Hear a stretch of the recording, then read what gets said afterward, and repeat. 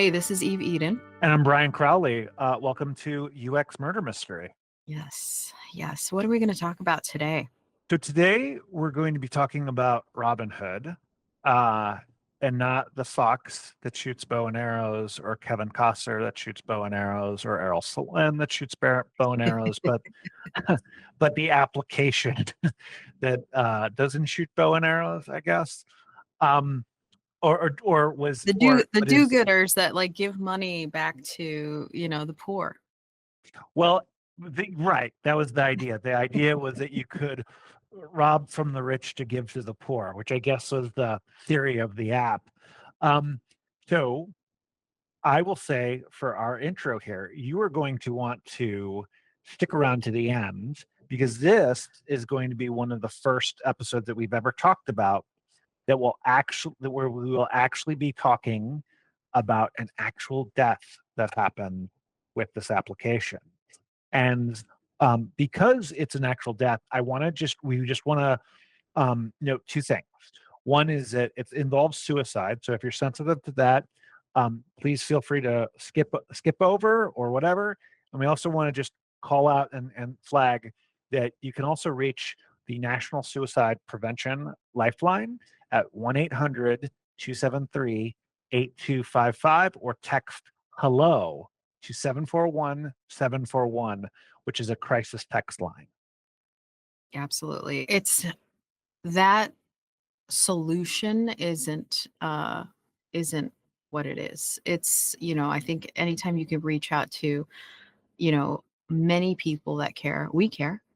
You can reach out to us. I mean, there's just so many people that can give different options. Like I know sometimes with like that type of thinking you may think there's no options, but there's always options. You can reach out to people and always have different points of view and different just like suggestions. So yes, call the number, email us, whatever. Just there's people. We've Yeah. talked about that personally too. Like there's stuff that happens with everybody. So you're not alone in that. Yes. So you will want to stick around to the end of the episode and watch that. But for now, we're going to go into talking about a couple of other elements of Robinhood. Yes. So I think, the other day I put out a post because my brother and I, we are usually he's always like talking about the stock market and I don't know, it's just, we have like such funny conversations about what he's doing. Anyway, he's having fun sometimes. But I told him, I said, what colors do you see in the stock market? Like what are the colors that you see? And he's like, oh, it's red and green. And I asked him, I was like, that a lot of men, 1 in 12 men can't see those colors. They Yeah. can't see red or green. And he's Yeah. like, what do they see? And I was like, they see beige. Yeah. Everything, the red, the green looks beige. And he's like, really? He's like, Yeah. oh, then who are these daytime traders that are looking at the candlestick charts? And of course, I'm a little bit of a kind of data visualization nerd. And how can they see? Um, and I was like, they can't. Like, they have to really rely on other symbols or more Oh, context. yeah. Yeah. So if you can't see color, and this was like really cool because the post I put on LinkedIn was a candlestick chart, which I think, people who are, associated or kind of in the trading, they know what that looks like. It's a chart with a rectangle and there's brackets and there's a high and low and, there's just a lot to it. Um, and there's color. The color is actually the main point of the chart. Mhm. But if you can't see those colors, you just see like these colors, light and dark beige. Um, and so I put a graph together that showed red and green and the color, like the colors where it's just beige, and you can't tell. Like it's just so obvious. And it actually really hit a nerve with the UX community, at least on my community, um, on LinkedIn. And I mean, the ideas and just the comments were spot on. And one of the things I mentioned too, that working at Nielsen, we would yeah, we would create scenarios of like how to alleviate these pressures of like, how do I read this chart? How do I take this in a screenshot and change the color so I can read it? When we just put a toggle. I mean, Yeah. that's what we did. It was just put a toggle in. If you can't see this, change the mode, color mode. Do you mind if I share my screen and we can show people what color blindness looks like right now? Yes, sure. So As you're there's doing that, I think too, I want to mention that there is a idea or a theory out there that Van Gogh, the artist, the oh yeah. impressionist, was also colorblind, and he couldn't see red and green, and that's why he painted in blues and oranges. So this is from a site called colorblindness.com. And if you go here, I think the red week, so there's red week, green week, and blue week. But if we do red week, um, this you can kind of see it's how these colors have dropped down.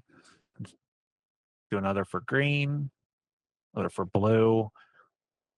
So I mean, this to your point, Eve, if you were looking at colors to try to understand this, and you can see how much of it is turned into mush here, and the same thing happens when you have red That's blind people. that's the one. This one, Yeah, the Pro Team or Tanopia. This is yeah. the one that affects 1 in 12 men. Is there a way, Brian, to show the chart that I'm talking about that I threw up on LinkedIn? It was the Yeah. candlestick chart. I think people would love to see it because it really hits home. Like, someone had commented, "Oh, well, why would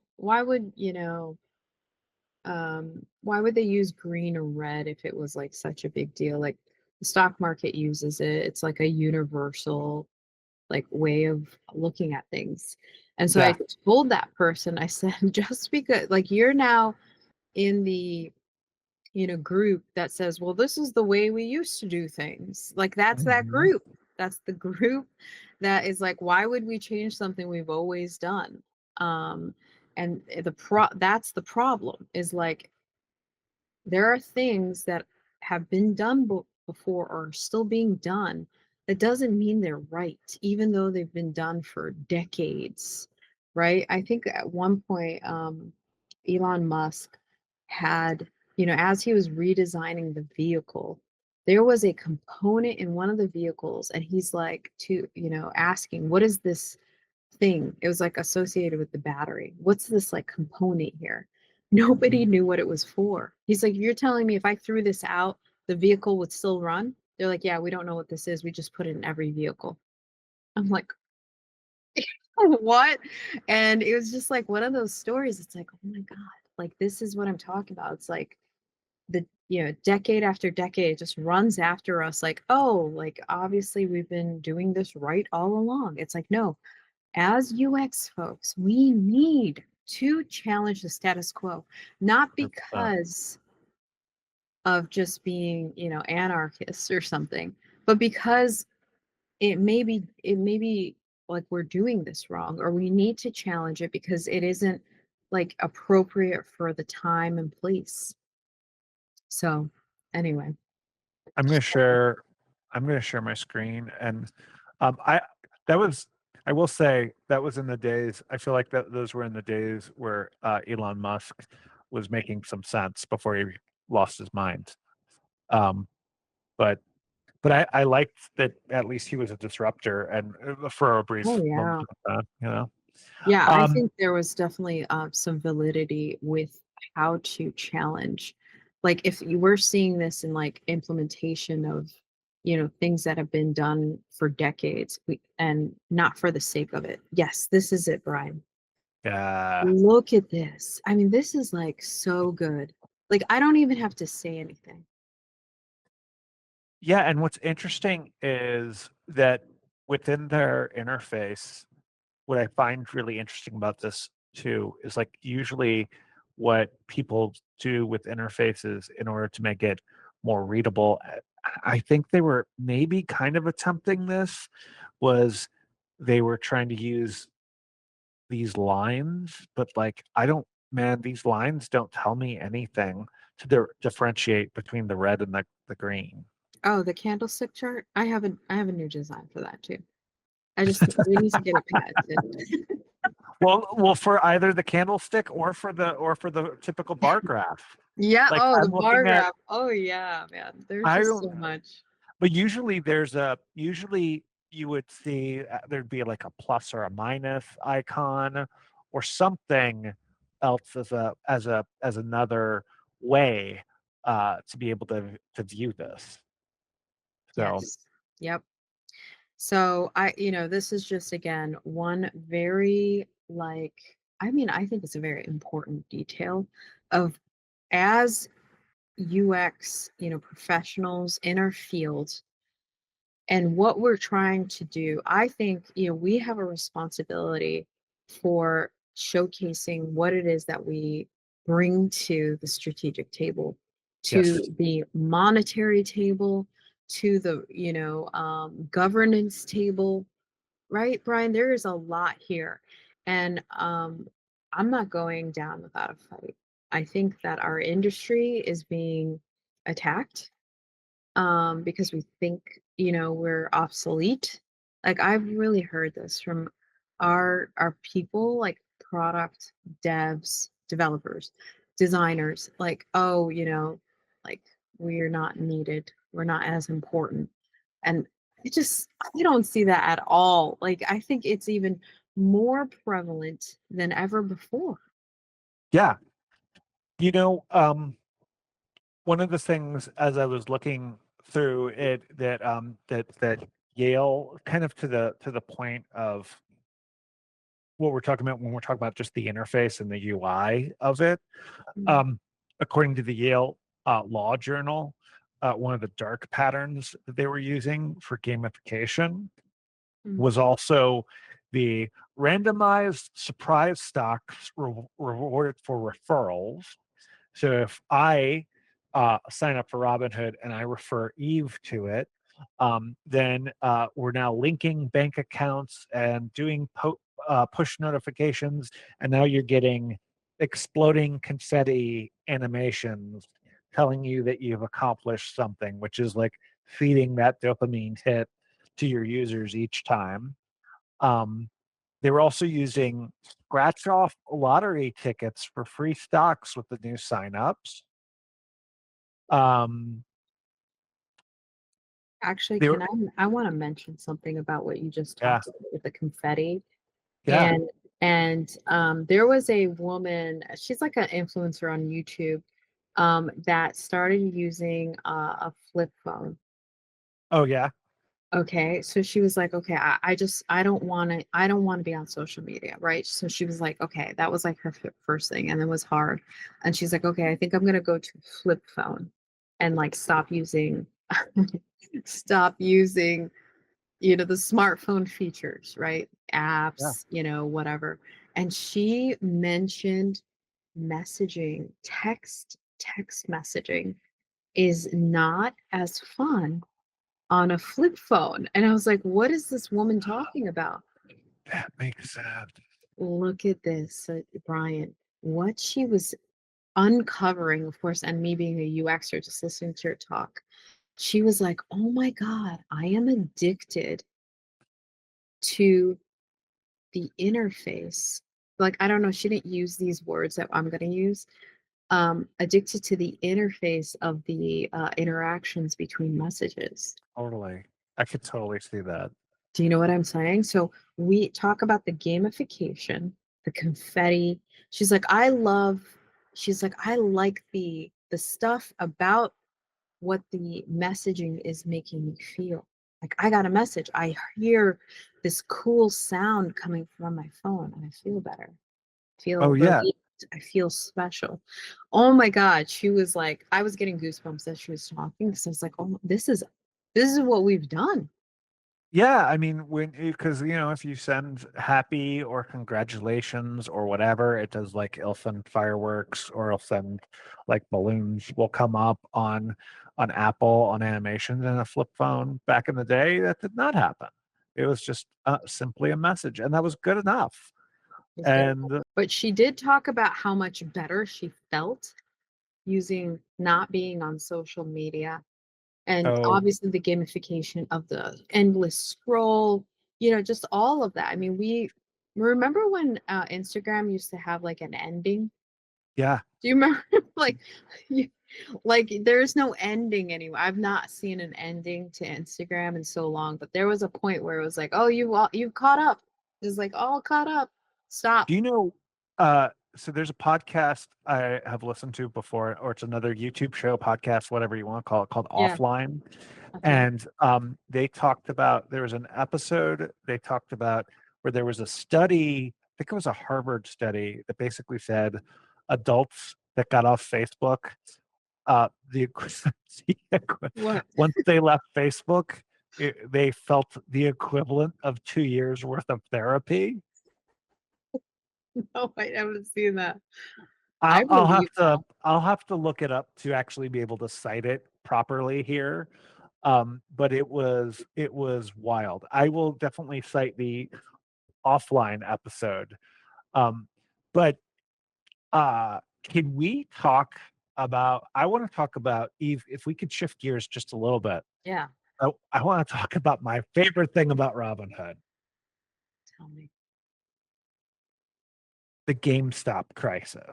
This is my favorite thing about Robinhood because to me, it is one of the two. It is the second biggest betrayal of their user base.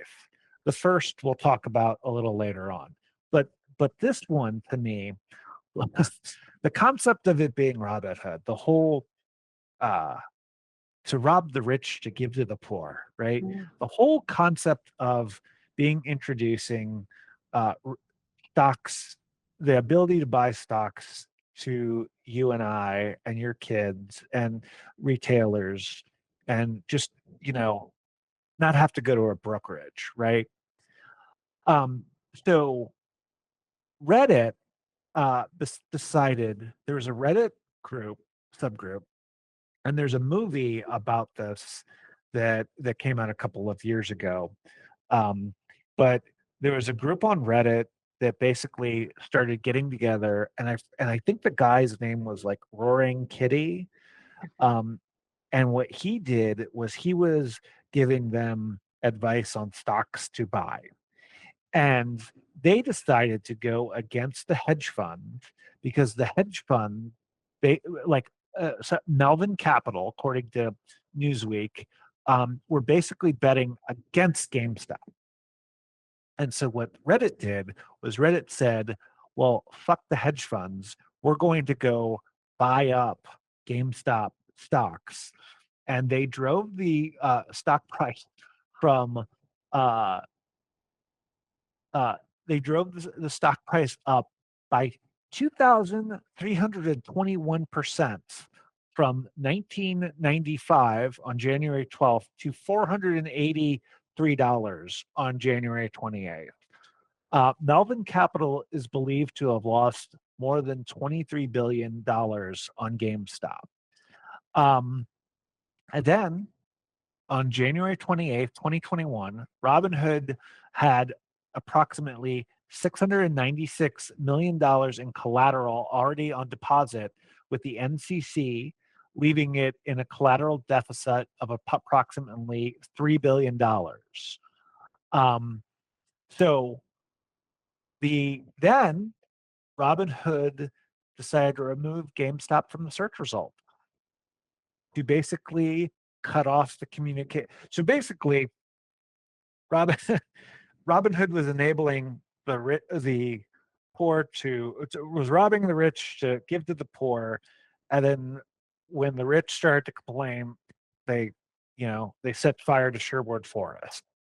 The buy button was disabled, and users saw a generic message: "This stock is not supported on the Robinhood app."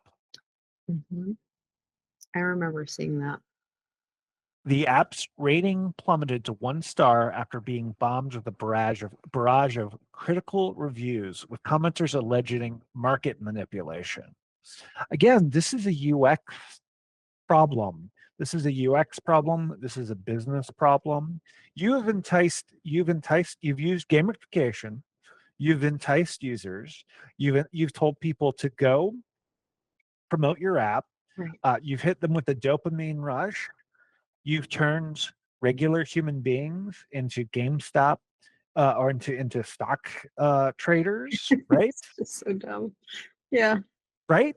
You've done everything to get them to get on your app. You launched a Super Bowl ad. You were like, let's go on this. And then when they've used your app in a way in which a hedge fund did not like, you then flipped on your users. Yep. I mean, this to me is just classic human behavior, right? Like you, right? You're just it's like the Marie Antoinette Yeah. in a way, right? Yeah. But somehow they won again. I don't know. I think we're touching on something really important, and that is that yes, our world is like, it's less and less, physical. Like I think your friend with the tile example of like keeping people safe and making sure that bathroom tiles are, not slippery, right? Like I thought about like how much marble they used when I was like in Paris like a long time ago, Yeah. and like it was raining and we were like slipping in Versailles. Yeah. Like it was not safe to walk on that. Like it was scary. So sorry, that's like it made me when you said that, I was like, oh yeah, in Versailles almost like I took a couple spills. And it and then the Marie Antoinette I just thought was appropriate. So it's just one of those things where I feel like what we're really touching on is um this responsibility as people, as UX people. I really like this whole idea about licensing people, right? Because the boot camps, were in a way bringing more people to the awareness that we need more user experience staff. There isn't enough. There's like a lot of people struggling in their Yeah. current job as like a UX team of one, which was like a thing. Um, but I think we also did a massive disservice by, let's say, not educating our people appropriately. There's a lot more to our industry that has to be interconnected with the business, with marketing, with sales. There's a responsibility here. We're not just building products and throwing them out into the universe and let's see what sticks. Like that's not how this works. Like you could be doing some massive damage to families, kids, people using your interfaces. Like there is a responsibility here. And I think, going back to the physician's code of conduct, do no harm. What's our code of conduct, Brian? Yeah. I mean, it should definitely be do no harm. It should definitely be, we should definitely uh I mean, part of me wonders what you've got me thinking about, Eve, is the point that you made about the boot camps. Yeah. I've been thinking about this too. It's like I think we ask too much of user experience professionals too. Mm. I think that I'm really struggling with. I saw somebody posted something on LinkedIn where they were like, I've been a UI designer, I've been a UX designer, I've been a product designer, and but acting like it's all the same job when it's like, no, those are not the same jobs at all, even Yeah. though this person was claiming that they're all the same job. It's like those are different roles altogether. We don't have standardizations for what those roles mean. but I also think that we are asking UX professionals to do everything from research all the way to the front end of code. That's right. And that's ridiculous. That's That is yes, I it believe. is it is getting insane. Like I think we need to start to like I thought I saw somebody, I think it was Darren, I think it might have been Darren Hood was also mentioning about the what was it, did he say the aesthetic people like have Oh won yeah, he again? called it the cult Cult of of us. aesthetics. I mean, that is just dead on. It's so good. That is that is a very funny and very dead on thought too, because like that, like part of what I had to do when I transitioned into becoming a UX professional was scrape out the graphic design elements of myself and the desire to like do all of that and just be like, nope, it's about the UX. It's purely about the UX. And I think that we need folks to get back into the basics, and we really need to, as a profession, start getting serious about delineating roles, standardizing on roles, and deciding like how things operate. I think you're right. What I also see, and I had to do the same thing. I'm like a designer. That's like by just what am I trying to say? Like I came out of college with a fine arts degree and a concentration in graphic design. So I had to also kind of understand user experience. But here's the thing, there was nobody to help me with that.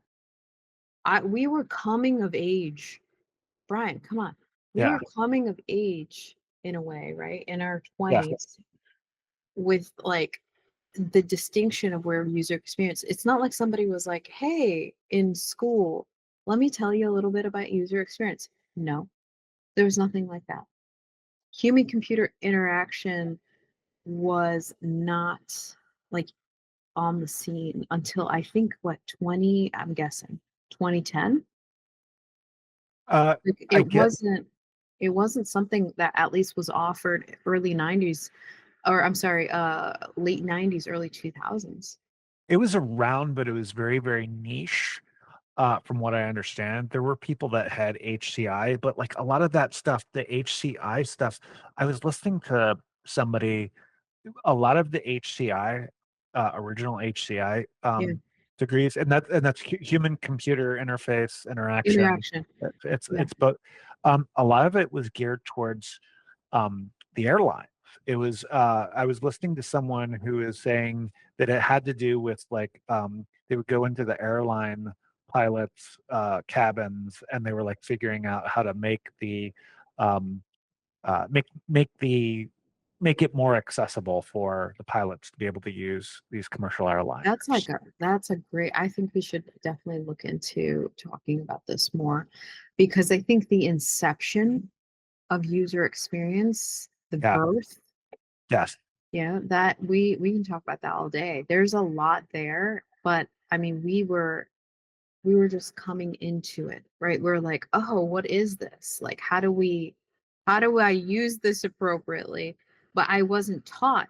Like, let's be honest here. There wasn't a curriculum for me to read or Now, look at to like then take it and say, here's how this payroll company I work for will have a better user experience. I didn't know.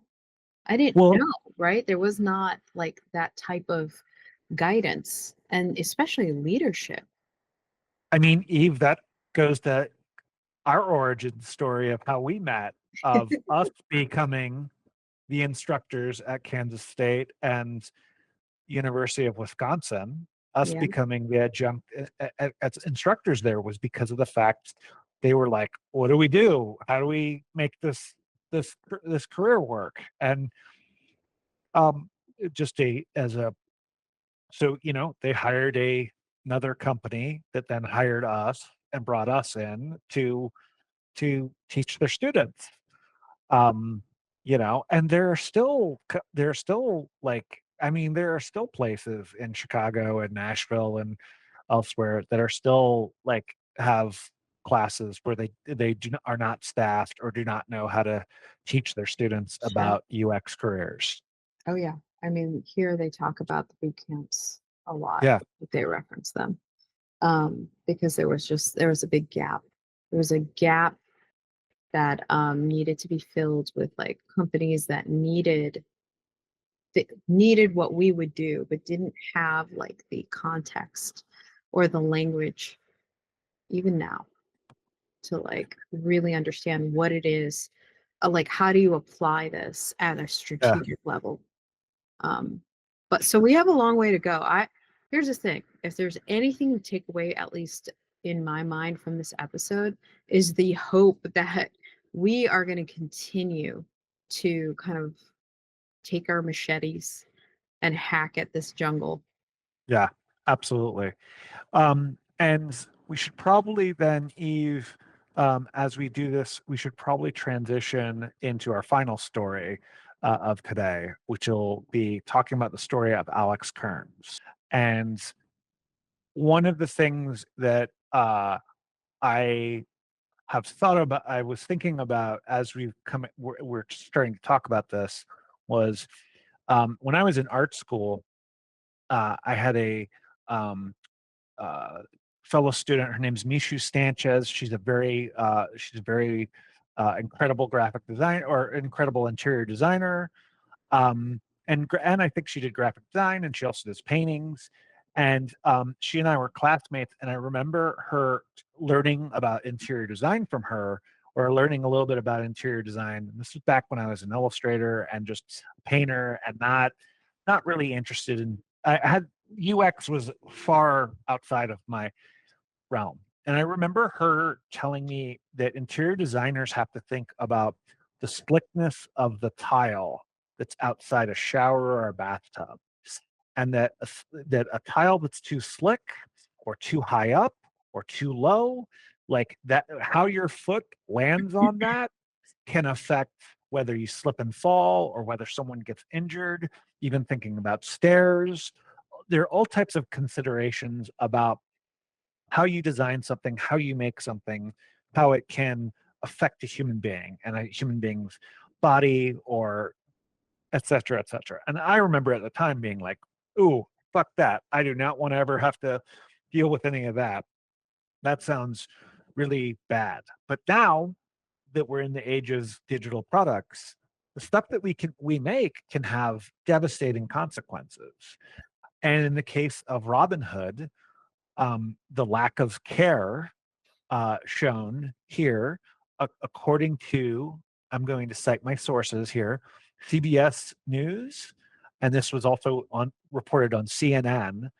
Um, Alex Kearns, this is the headline. Alex Kearns died thinking he owed hundreds of $1,000s for stock market losses on Robinhood. His parents sued over his suicide. Um, so I'm just going to read a little bit of this real quick. 20-year-old Alex Kearns took his life last June, and this is June of 2021, believing he'd lost nearly $750,000 in a risky bet on Robinhood, the stock trading app where he started trading as a teenager. Right. This was 2020. This was kind of the rise during Robinhood, I believe. So Yeah. this is when we all went into lockdown and Yep. had way too much time on our hands with tech, with our technology. And one thing that kind of I started to see with the trends at that point, and I had teenagers that were not Yeah. going to school. We were home. Yeah. And what they were doing, they were like on the stock market. I'm like, what are you guys doing? Like what's happening here? So I totally remember this. Especially with my oldest at the time.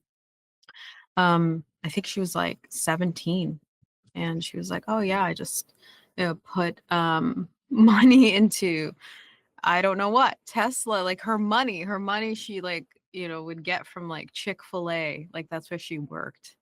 Yeah. I'm like, what are you where, and so it was really so I got on it just to see, obviously. like what they're doing, and the UI at that point was so easy. I mean, everything you could immediately trade, upload money, log your bank account, right? It was like the onboarding process was incredibly fast. But with Alex here, I think he started getting it. He was also young too. Like, what was his actual age? Was he 20 years old He at was that point? he was 20 years old, but he had started as a teenager. Again, according to CBS and CNN. Okay. He had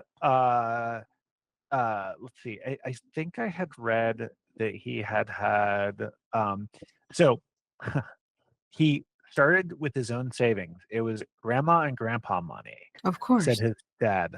So from birthday gifts and cash saved from and savings from his summer job lifeguarding.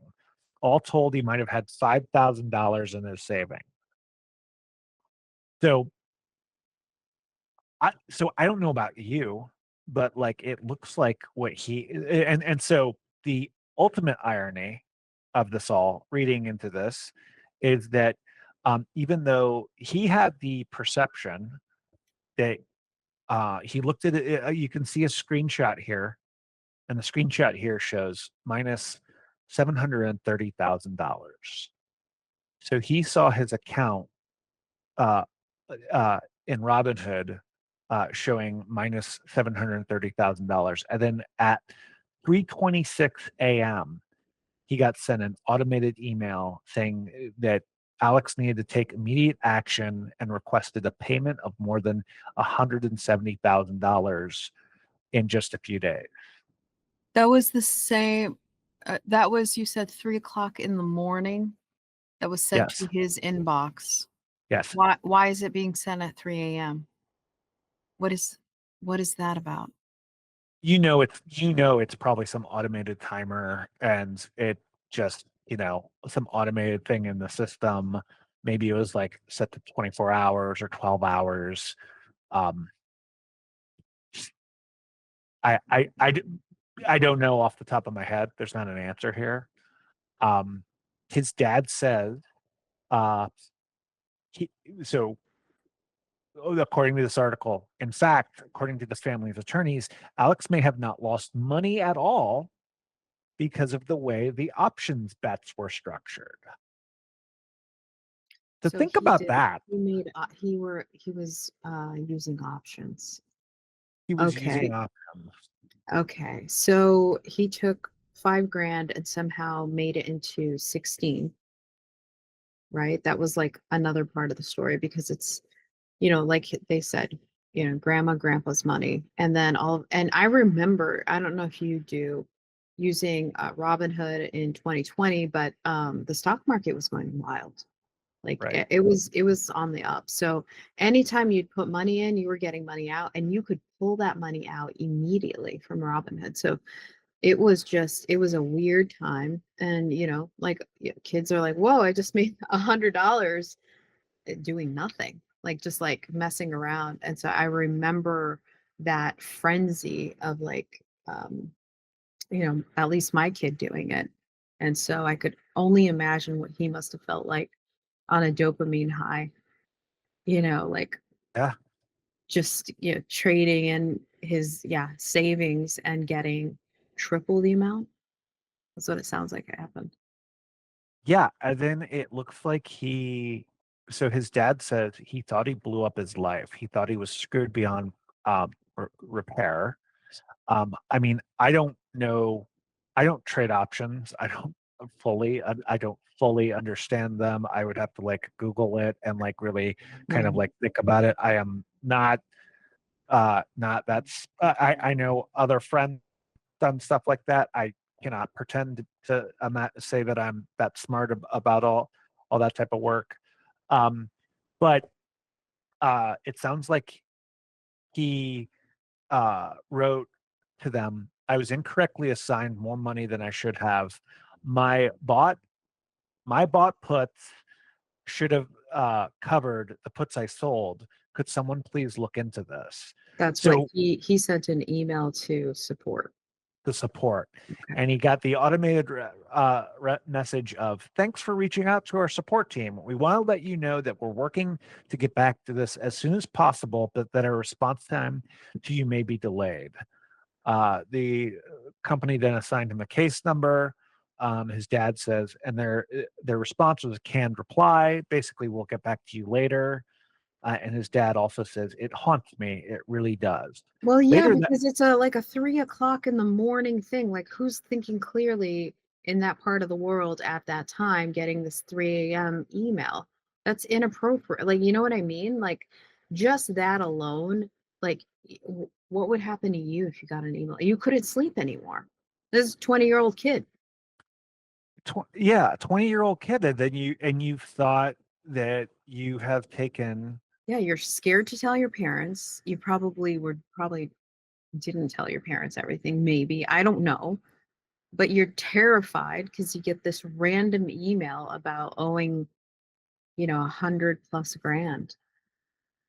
Yeah, I mean, you are probably, and you're seeing these numbers. You don't have any, uh, you don't have any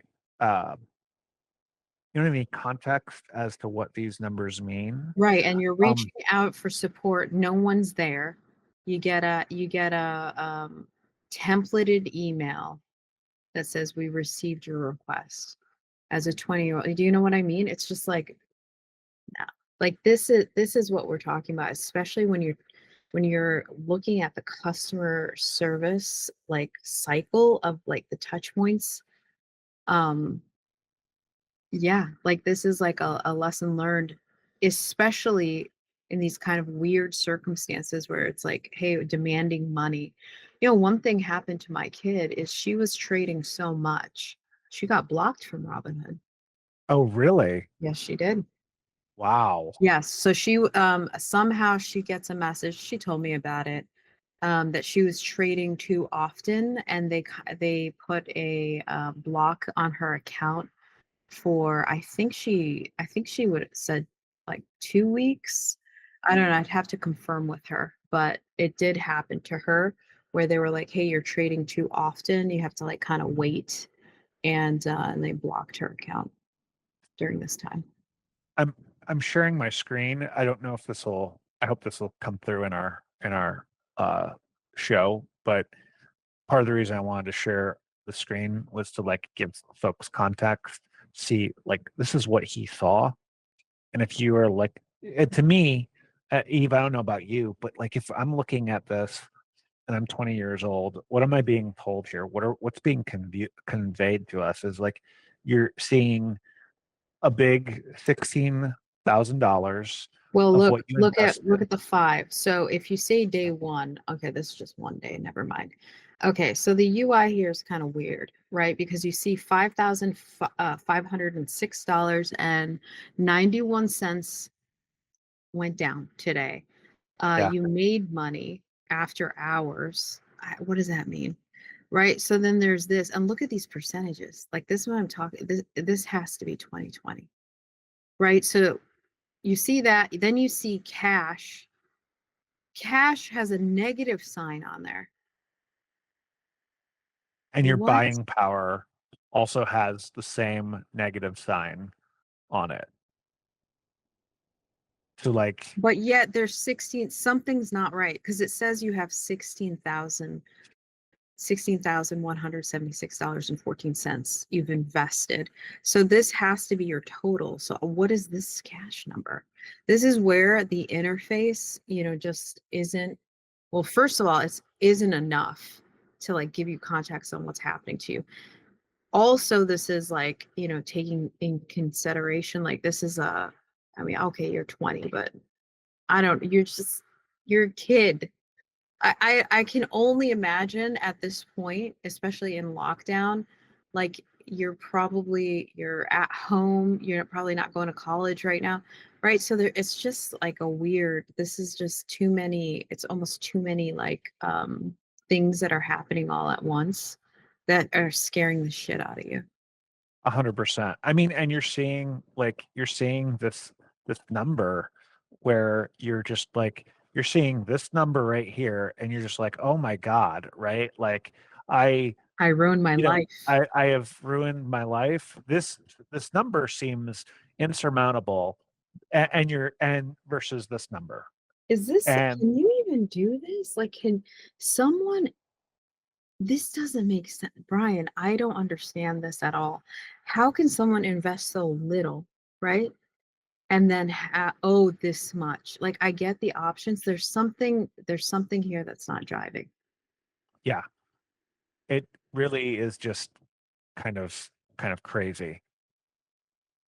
I feel like, at least I'm reading here, trading options requires approval on Robinhood and isn't appropriate for everyone. No shit. And so there's something here that they put on like the, the KB pages, the knowledge base. Uh, Maybe this was after the fact, but there's definitely something off, um, with what's going on.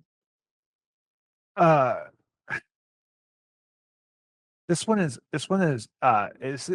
difficult too, because I can imagine, um, I can imagine a lot of there, I'm trying to imagine kind of the counter arguments, or the people that um might try to there tends to be like a lot of people try to blame users, and they try to say, well, you should have known, or where the parents should have blah blah blah blah blah, all that type of stuff.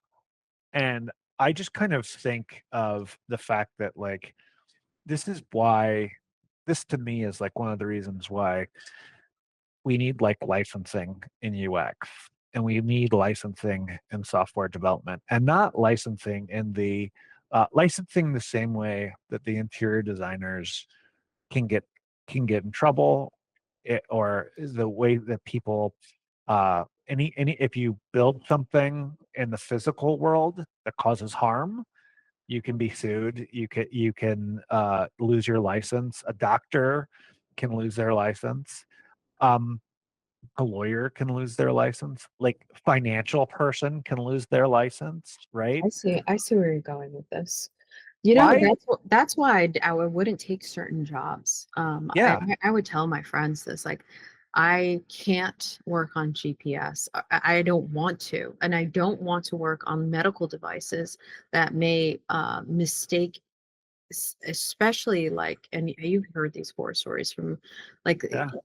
overdosing like babies and just the elderly, and with like insulin shots and just all of the ways that an interface can go wrong. I mean, the one thing that I would always think about is just people using GPS, and GPS like turning you like too quickly, too slowly. Like, and then you're like trying to navigate. Is there a bike near me? Is there a person crossing the street? Is it red? Is it green? Like, you know what I mean? There's like so many things. And you're like, on top of that, then paying attention to the screen that's also telling you what to do. I mean, this is like dire. This is life and death at that point. It Yeah. was just too stressful for me. I wanted to just work in e-commerce and sell you like a Kenmore washing machine. I Do you know don't what's so funny? Do you know what's so funny that you mentioned that? Is because I also have the same type of desire. Is like, I want to work on on products that doesn't cause any harm. But even you have to watch it, because even products that can feel um very like docile and very like innocuous. sure. Do you know about Pokemon Go? What about it? I mean, yeah, So when Pokemon Go came out, we it were all obsessed. they're all obsessed. But one of the things that, I guess, because they just planted Pokemon in random locations. Oh yeah, that was like the thing to do. When we were locked down in COVID, we would go to like, do you know the sculpture park in Skokie up Yeah. by you? We'd go there. There was like the best Pokemons Well, they over there. also they also placed them, because they were randomly dropping the Pokemons. They also Yeah, placed them in secured facilities where people were not supposed to go to. And they also placed them in inappropriate spots, such as a Holocaust museum. So you had children running into a Holocaust No museum to way. get Jigglypuff or whatever. No way. Yeah. So there is, so, so I say that to say that, because if you think about Robinhood and you think about Pokemon, like both of these, I could see somebody, a designer, I could see a designer being like, well, this is low risk because it's just stock trading. It's not like, I could see them thinking that there's not going to be physical danger involved. And the same thing with the Pokemon. They could be like, oh, well, this is great. There's no Oh, we're risk of getting this. kids into museums. I could see that. Right. Oh, totally. Totally. Yeah. But everything is context dependent. Sure. I mean, right. Like, obviously respectful. There's like, it's, like a different type of museum. Yeah. Um, right. There's like, it's like kind of going into, wasn't there a whole thing about cemeteries too that the kids were talking about? I remember going Yes. into, they were talking about going into cemeteries. I'm like, okay. And of course, as an adult, you're like, all right, listen, I don't know what you're doing over there, but again, remember where this is. Like, you can't, this is like a sacred spot, or, go to church, synagogue, whatever. Like, you can't, like, you just can't, like, just be very casual about things. Yeah. So I think as we're talking about the UX and you bringing up the decisions that your friend, the interior designer, brought up, which are really good ones.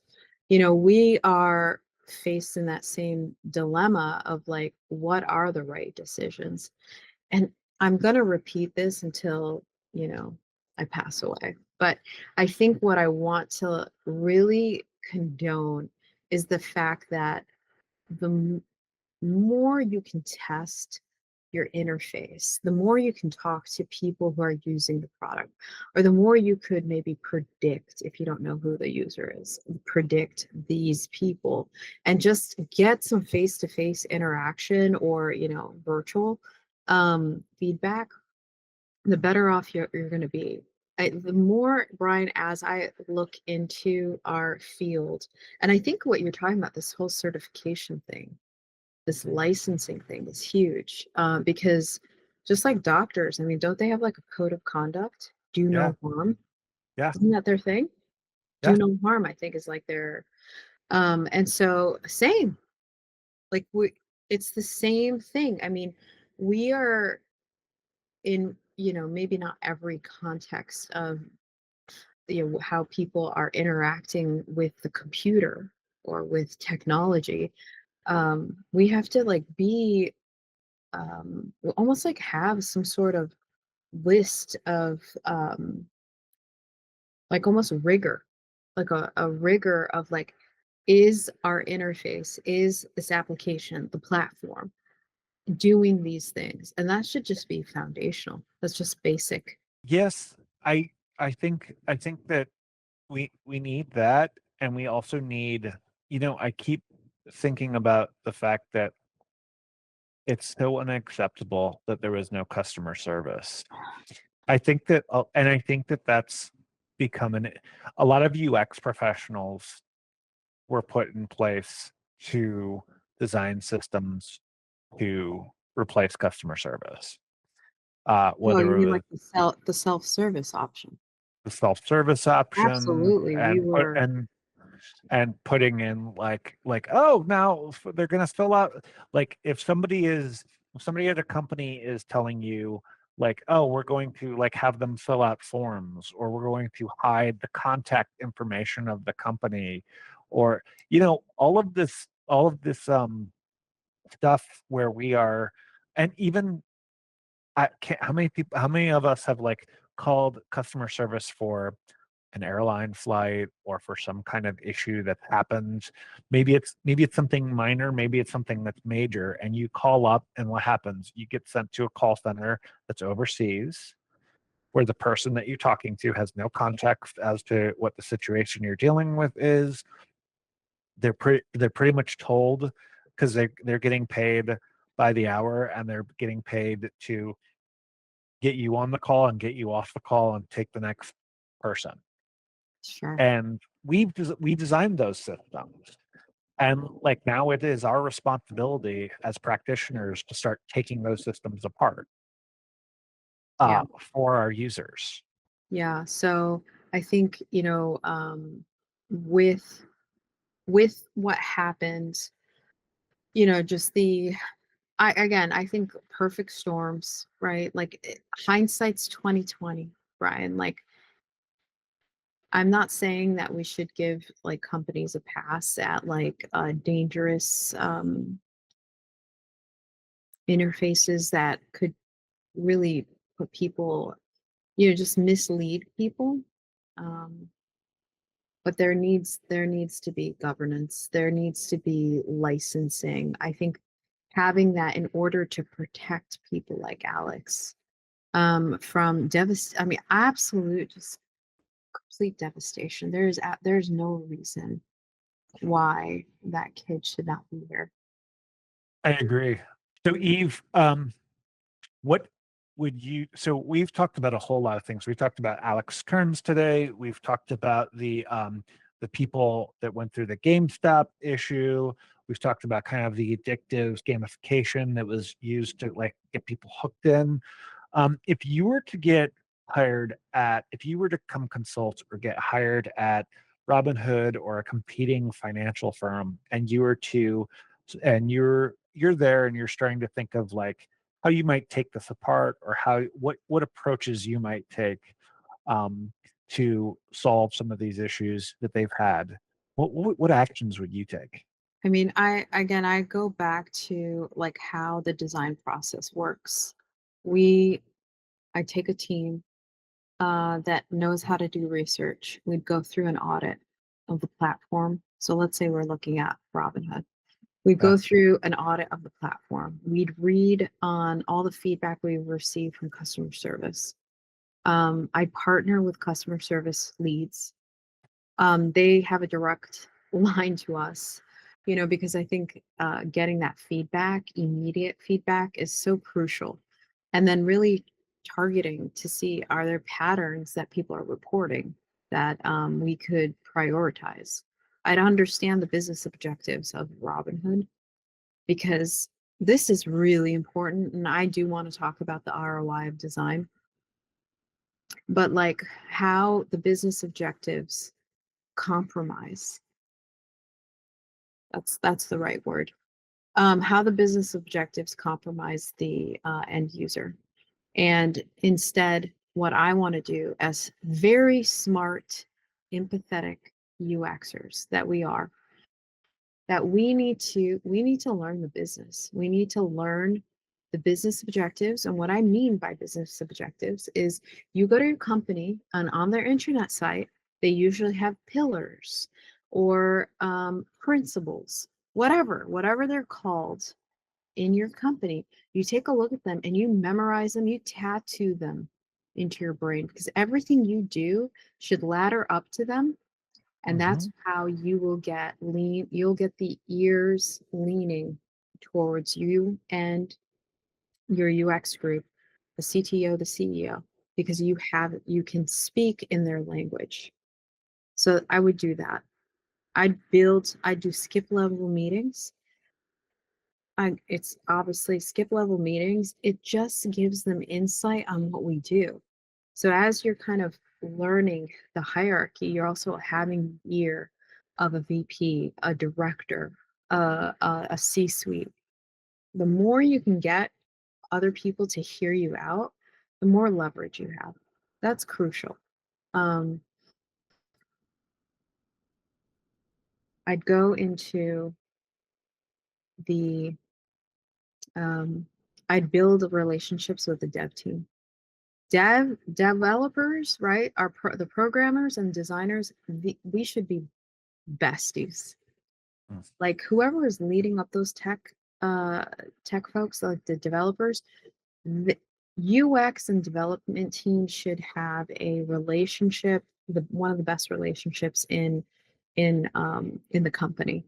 You guys are helping each other out and you're making the app so much better. If you are constantly fighting with your development team, that um, you're you're doing a disservice to your application. I don't care what it is. I do that. Those are kind of just like off the top of my head, random. But what would you do, Brian? I would start.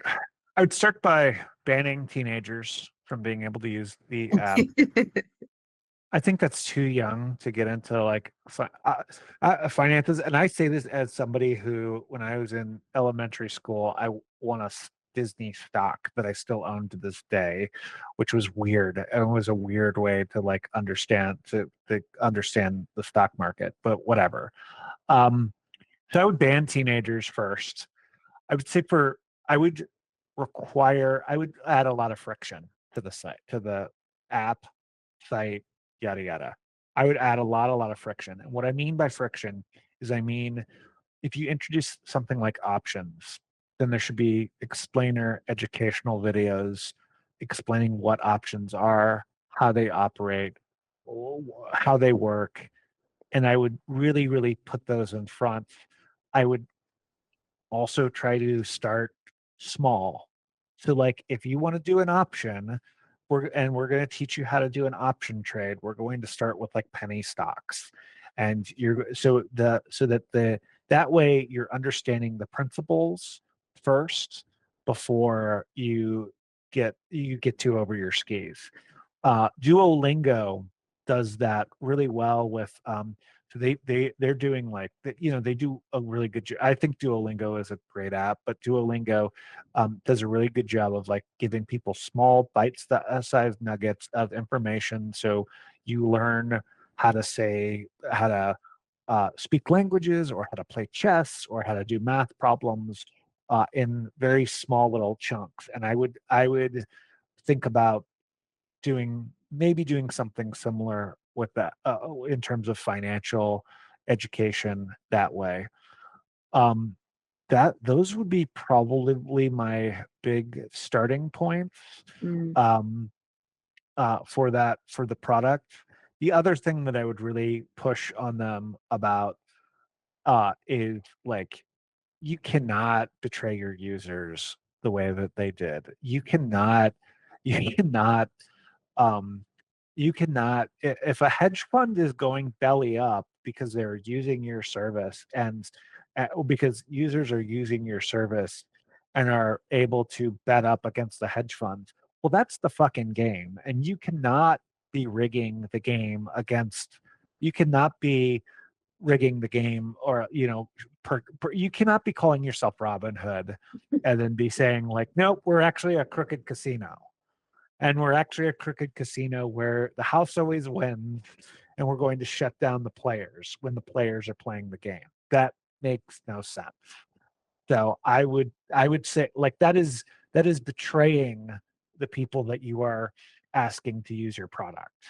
Um, so I think it's so, what a great time we live in too, because it's like, I don't know, I feel like we could, as just like an individual person or like yeah. small startup, the damage we're doing, like from like a disruption, right? That word that people sometimes use to, just to create like oh wow, like Uber really did something to like the limousine and taxi industry. Like, these are like industries that were like, well and fine for decades, or what Airbnb has done, or just things like that.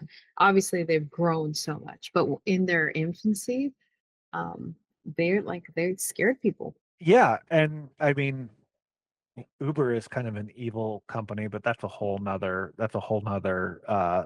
conversation for Yeah, another day. we'll pin it. But but yes, like these companies have been very disruptive. If you're coming in, and I think the point that you're making is if you're an application and you're coming in and you're allowing your users to be disruptive, that's what your application is. It's in the name, Robinhood, right? Yeah, exactly.